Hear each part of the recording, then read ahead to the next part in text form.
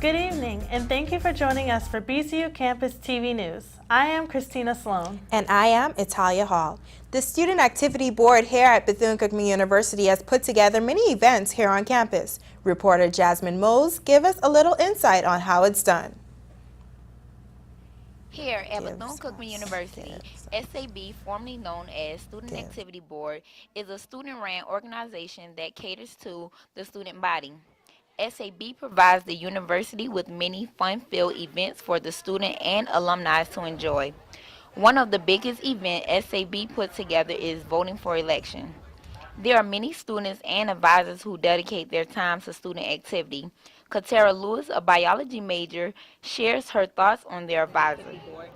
Since Ms. Cyprian came into the Student Activities Board, it has become very effective and very organized. She has made a tremendous amount of changes, such as we have been on time with everything. Every check has been paid. She has been an extravagant advisor for Student Activities Board, and we really appreciate her. The Student Activity Board is on the rise to perfection as they put together various activities for the student body. BCU Campus TV got a chance to catch up with Clarence Jones, the president of Student Activity Board. I'd like to make is not really with the board, it's actually with the facility. I would like for my board to have a bigger office and bigger workspace. Okay. The Student Activity Board will continue their progression on pleasing the student body. Jasmine Mose, BCU Campus TV. The Bethune-Cookman University Swisher Library is hosting an event on April 26 from 10 a.m. to 12 noon called Books and Bears, the Spring Fling Edition. This event is for children ages 4 to 10. Parents are encouraged to bring their children along with their teddy bears for story time and arts and crafts. To RSVP, email mmбfoundation@cookman.edu or call 386-481-2121. Sodexo is selling lemon sour pound cakes for $8 to ensure you have a sweet Easter. To place an order, email bcucatering@cookman.edu no later than April 11th by 10 a.m. In your email, you must include your name, number of pound cakes, contact phone number, and your payment method. MasterCards are accepted and checks should be made payable to Sodexo. Orders will be available for pickup on Thursday, April 17th by 4 p.m. The rivalry between Bethune-Cookman and Florida A&M dates back many years and is very strong. But what does it mean to you? Reporter Felix Reyes Jr. went to find out. The Bethune-Cookman Wildcats baseball team took on their arch rivals, the Florida A&M Rattlers. This rivalry dates back many years and has a different meaning to a number of people. Student Iris Denmark tells us what the rivalry means to her. To me, the rivalry between Cookman and FAMU means having the opportunity to keep the tradition of friendly competition in effect and alive. Student athletes from the men's basketball team here at Bethune-Cookman, who also came out to show their support, also gave us their take on this rivalry. The Cookman fan rivalry means a lot to me. It means a lot to the community as well. It's a lot for our students. It's more for our students in our community.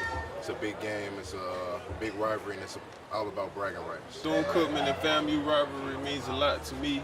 It also means a lot to the school and the tradition. It dates back for a long time, and it's basically bragging rights. It was very important for me to show up to this game. They got us at our home court. Now we got them back for their senior night. So any senior night dealing with Cookman and FAMU rivalry, always beat her. With this weekend's 2-1 series victory, the Wildcats are now 5-1 versus the Rattlers. From Jackie Robinson Ballpark, I'm Felix Reyes Jr., BCU Campus TV. The Lady Wildcat softball team is getting ready for this 2014 MEAC softball tournament from May 8th through 10th at Ormond Beach Sports Complex. For single-day tickets or tournament pass information, call 386-481-2465. BCU Cheerleading are looking for new cheerleader members. Submit a video no later than April 26 to Becky@DaytonaExtreme.com. Everyone who submits a video must also have at least a 2.0 GPA, be available for a 1-year commitment, and motions, jumps, cheers, stunts, and tumbling in their submission video. Closed tryouts from video selection will be held May 2nd and 3rd. For any questions, call Coach Becky at 386-316-1242. The Center for Civic Engagement is a host to many different events and resources here at Bethune-Cookman University. Reporter Jeremy Davis takes a little closer look on just what goes on there. The Civic Engagement Center, also known as the CEC, home to Bethune-Cookman University. Located inside the CEC is the Fitness Wildcat Center, where students come to work out and stay in shape. The Wildcat is a place where students come to purchase a meal whenever they're in need of food on campus outside of the regular cafeteria. The Wildcat have a dining area so people can mingle while enjoying their meal. The Wildcat dining area is also host to the game room as well, where the students come to enjoy their day and just get away from books for a couple of hours. We get a chance to speak with BCU senior Christian Cruz about the CEC. CCE, Michael Oliver Johnson Center for Civic Engagement. They have me doing a variety of things, mostly setting up for events. We have a weight room here and a game room here as well, so we kind of watch over that, make sure that those are being run smoothly. This center is also home to the Wildcat Lounge for student activities. The graduate seminar room is for organized student events, which is also located inside the Civic Engagement Center. Another venue that's home to the CEC is the President Banquet Hall, where the athletic banquet and other formal events may be held. Civic Engagement Center, home to staff and students here at Bethune-Cookman University. Jeremy Davis, BCU Campus TV. Be right back with more BCU Campus TV news.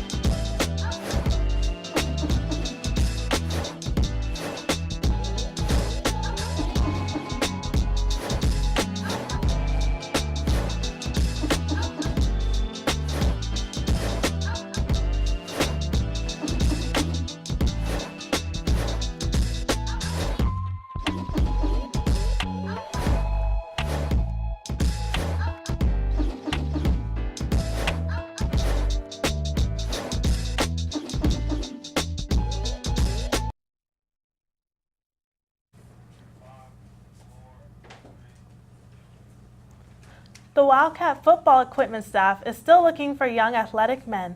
If interested, contact the Director of Equipment Operations, Mike Humphrey, at 386-690-8223 or email humphreym@cookman.edu. You must know the game of football or be an ex-player. Hats off to the class of 2014. BCU Sports Stop is giving 10% off all college hats until June 10th. Show your school's spirit while supplies last and before this great offer ends. If you were to walk into our TV studio here at Bethune-Cookman University, you may be a bit impressed, but the TV station did not always look this good. There have been many changes made over a few short years, and we are still making more improvements. Here's a first-hand inside look at the transformation. This is BCU Campus TV, a fully functional television studio on the campus of Bethune-Cookman University in Daytona Beach, Florida. BCU Campus TV is programmed by students, most enrolled in the Department of Mass Communications, but everyone on campus is welcome to join us. These students are developing the skills necessary to gain meaningful employment in the industry. Students learn to shoot, write, voice track, and edit their own stories. The story you are watching right now is a perfect example. BCU Campus TV airs a live 30-minute newscast every Tuesday night at 7. Tuesday is Newsday at BCU Campus TV.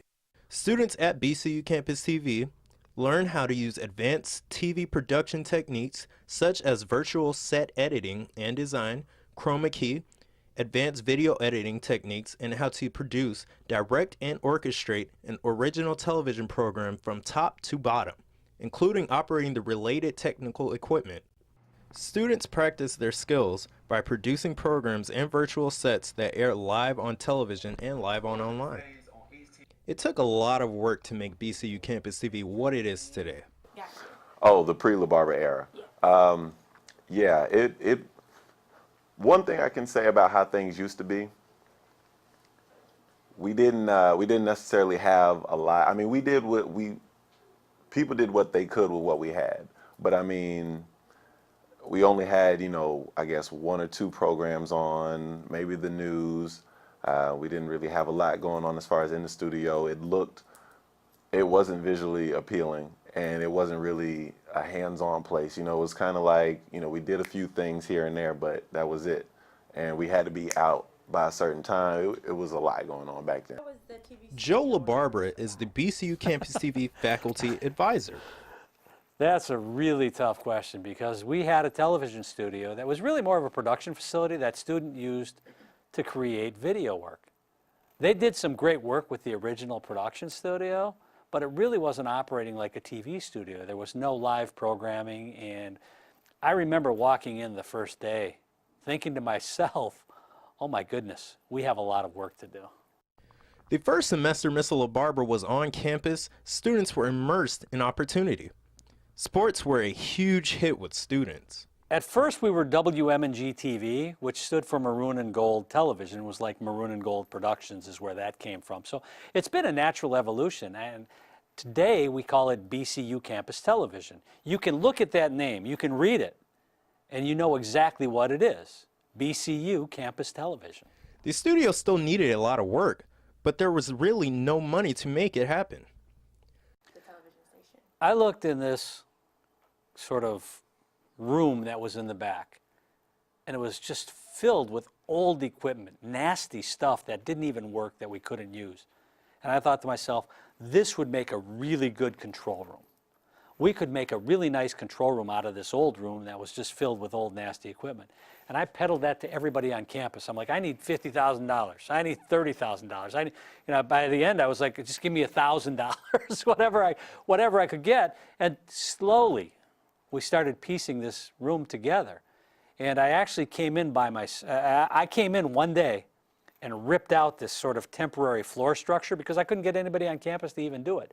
So I ripped it out and just tossed it. It had no purpose, and it was just getting in the way of what we were trying to accomplish. So I had this vision that we could have this beautiful control room where once stood this pile of old, unused equipment, unusable equipment. BCU Campus TV also reaches out into the community and around campus to produce video projects for multiple organizations. Today, BCU Campus TV is stronger than ever. There's no question that vision is coming through today, because we've gone from 2 or 3 programs that sort of aired once in a while with no real length and never live, to at our peak we had 10 live programs, a 30-minute live newscast every week. Now the programs vary on semester depending on which class we're teaching, advanced TV, basic TV, and who graduates when. But we've moved to a consistent live every semester now where we have regular programming. BCU Campus TV remains a work in progress. When you look at how far we've come, it really is amazing. When you look at our potential, it's what keeps everyone going. And that's what's cool now, is that there's so many shows on. And I don't think everybody out there realizes how big that is, that we have so many different students making their own TV shows. You know what I'm saying? Not just, oh, well, Mr. LaBarbera's coming in and telling us what he wants us to put on TV. It's just, hey, you guys have a show? Go do it. And we're doing that. These students are producing their own shows, and we have it on all the time so people can watch whenever they want. You just have to take the time to turn the channel too. Student-produced programs airing on television and online are just the start. What really keeps BCU Campus Television going is the student who understands how valuable hands-on experience is in the field of live television production. Students just like you. A lot of dudes flex and stand stuff you can't believe. The baddest chicks ain't got no edges under all that weed. Whoop, whoop. oh man, bruh. There she go. She didn't talk to half the frat, but swear to God, I don't know. Pockets kinda tight, so I ain't having no fun. It's the end of the semester, and I still ain't got my refund. Financial aid be tripping. The U.S. Small Business is working in collaboration with the School of Business for an entrepreneurship workshop April 9th in the School of Business, room 328. The workshop starts at 9:30 a.m. The intramural season is in full swing where BCU students have the chance to show off their skills. De'Ara Downing has more on the story. As our Wildcat basketball season comes to an end, the March Madness of intramural basketball begins. Around this time every year, students, faculty, or alumni get together to compete against each other. Fellow student Desmond Johnson shares his story. Everybody just trying to have fun, you know, it ain't nothing big, but everybody just trying to hoop and have fun. The intramural games are twice a week, and there's a 12-game season and a championship. Yeah, it's a championship at the end of the season. I don't know if we'll make it because we looking kind of butt out there. Anybody can come out and play. Anybody, big, tall, skinny, fat, chickens, ducks, cats, dogs, and all that.